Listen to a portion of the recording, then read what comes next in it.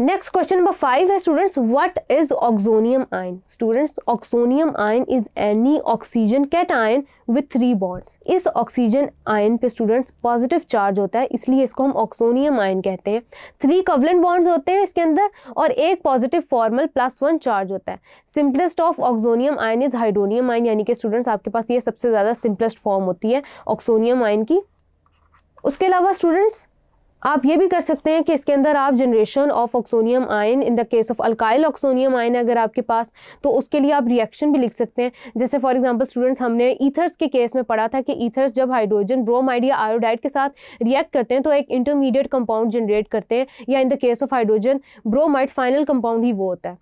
जैसे स्टूडेंट्स अगर आप देखें यहाँ पे लोन पेयर्स ड्रॉ करेंगे, देन हाइड्रोजन ब्रोमाइड के साथ इसका रिएक्शन हम दिखाएंगे अगर, तो ऑक्सीजन अटैक करेगा हाइड्रोजन के ऊपर एंड देन ऑक्सीजन पे पॉजिटिव चार्ज आ जाएगा हाइड्रोजन की केस में ऐड होने पर, एंड देन ब्रोमाइड का नेगेटिव चार्ज है और ये रिएक्शन आगे प्रोसीड नहीं होगा। यानी कि आप जनरेशन ऑफ ऑक्सोनियम आयन या अल्काइल ऑक्सोनियम आयन को एज अ एग्जांपल लिख सकते हैं इसके अंदर, तो आपका आंसर फेयरली जस्टिफाई हो जाएगा।